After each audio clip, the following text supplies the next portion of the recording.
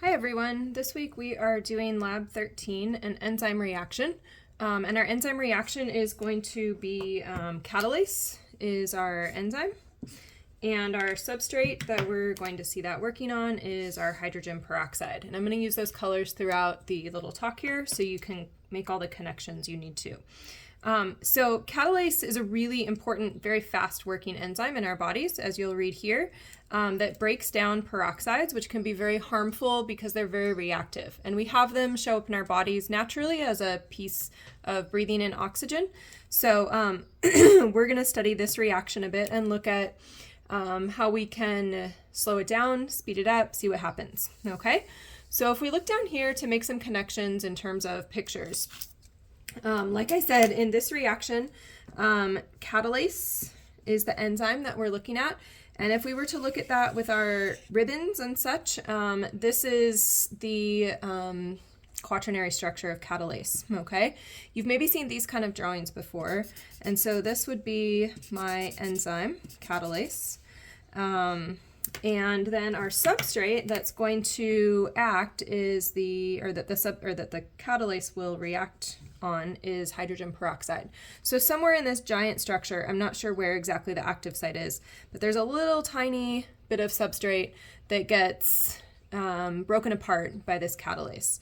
So we take some hydrogen peroxide, it gets bound to the active site, and then it gets released, and it would be released as water and oxygen. Okay, so that gives us a bit of an example or a bit of a picture of what's happening in today's experiment. So if we go to the questions that we're going to look at today, we are going to examine what is the effect of pH on catalase activity, and then what is the effect of temperature. And we'll have some controls, positive and negative, to help us work today also. So the first thing you're going to do in your prepare section is draw a reaction energy diagram. So if I can remind you of the axes for that, that's where we have reaction progress, and then we have energy. This is an exothermic reaction, and so you want to make sure that your energies are correct for exothermic. Look back at chapter 5 if it's been a while since you did this. You want to label the reactants, you want to label the products, and then also add a dashed line to show the catalyzed reaction. Okay, so the pathway will be a different pathway. What is the catalyst in today's reaction? You're going to say what that is. And then what is the substrate? And we're going to see that every positive control has both of those. Okay. Couple other questions here you can gain from reading the intro and then the later piece. Okay. So when we look at our chemicals for the day, bananas contain catalase, so that's going to be our catalyst throughout the day, and then the peroxide is our substrate. Your instructor will help you find these things around lab. And in terms of safety, like always, we want to handle our acids and bases carefully, so that's hydrochloric acid and sodium hydroxide. Rinse with a lot of water. Make sure your bananas don't go down the drain. Okay, so in part A, we're going to confirm some controls. Okay, and so every part, we're going to have 3 parts today, is going to have 4 test tubes. All right, so you'll just be using 4 test tubes over and over again. Read your directions really carefully. So say here, the first test tube gets a little bit of banana put into it. The second one just gets peroxide put into it. The third gets a bit of that banana plus some water.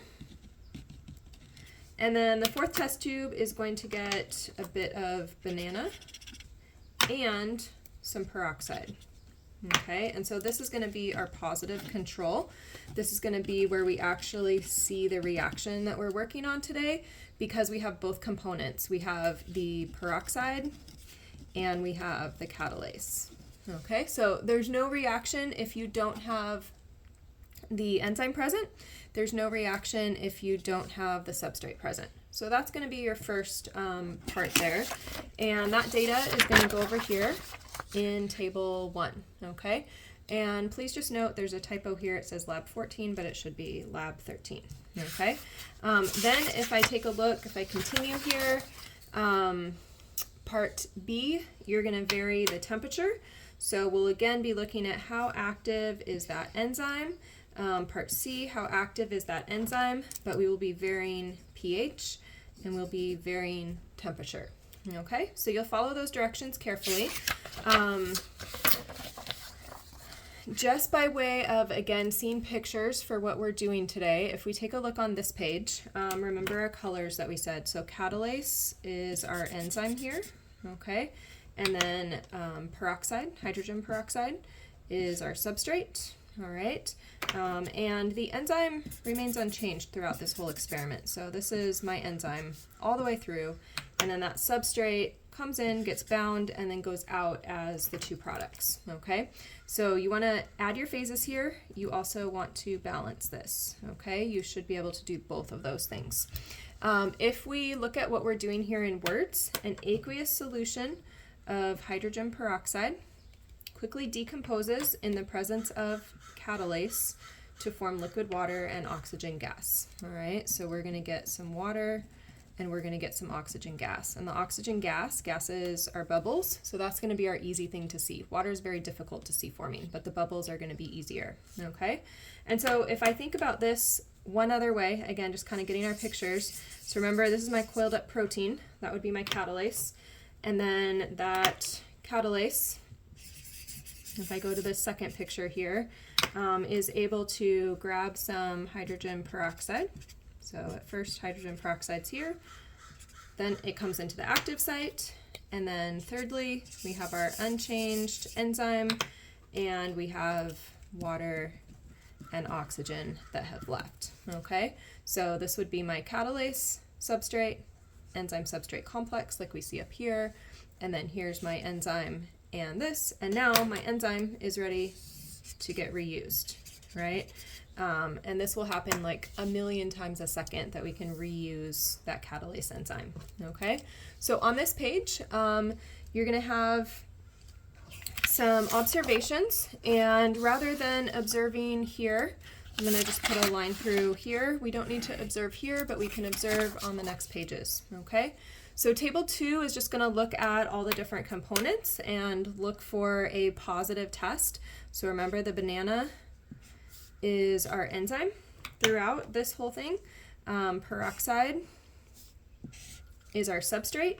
And so the only one of these that should be positive, and positive will be gauged by seeing bubbles, the only one that should be positive is where I have both the enzyme and the substrate. So you'll be writing observations down. Give some good detail as you do that, okay? You'll measure the temperature of this, these test tubes, really measuring just one is probably fine, and we'd assume they're all at the same temperature. That's going to be room temperature. As I move on to table 3 then, again, we're going to sometimes use our substrate in our positive control, and then we'll have our enzyme. Here I don't have the, this is the substrate. Here where I have the enzyme and the substrate, that's going to be my positive control. And then we can always change one variable, right? So here's the change. This is where I'm varying the pH, making it very low, making it very high. And here's my positive control with the banana and the peroxide, just at a pH of 7, okay? So that'll be table 3. And then table 4, similar experiment again. We've got some banana, which is our enzyme throughout here. We've got our substrate, which is hydrogen peroxide. And we're gonna see now this time, here's my variable, low temp versus high temp. Okay, so we're always gonna change one thing when we do a good scientific experiment, right? Once you've got all of that data, you're gonna come down and you're going to discuss the impact of pH on catalase activity. Like usual, you're gonna give an answer. You're going to use evidence from your data, and then you're going to have a scientific principle. So we're looking for 3 to 4 sentences here probably, okay, if you're writing this up. And it might help you to think about a really simple graph where we have pH and we have the amount of bubbles. And so we have 3 pHs. You're going to have a pH around 1, around 7, around 14. And so you could plot, okay, we had, say, a lot of bubbles at pH 7, and we had less bubbles at pH 14, and maybe whatever you got at 1. And so then you can kind of see a trend of what's happening in terms of bubbles. And this would be the most reactivity here. And another word that we could use for that is, if I'm looking here, this would be my optimum pH. So the best pH for this enzyme to function at. And we want to keep in mind that catalase works in our blood. The pH of our blood is 7.4, give or take just a little. So we might have a good hypothesis or a good guess of what we might see in this experiment, okay? Similarly, when you go to answer the next question, the impact of temperature, think about graphing a bit, okay? So temperature and bubbles, and you'll have 3 points to fill in there. So at what temperature do we have our optimum enzyme activity? Okay, and then finally, hopefully this lab makes you curious. Ask a follow-up question. Different fruits and human blood all have this catalase enzyme in them. This is why when you have human blood, it fizzes when you put peroxide on it. That's the catalase working. We obviously don't want human blood in our lab, but ask a follow-up question and think about what might be able to happen to test that. All right, so that is lab 13. Catalase and hydrogen peroxide, and remember that catalase is coming from a banana all day long. So have some fun, and I'll see you in lab.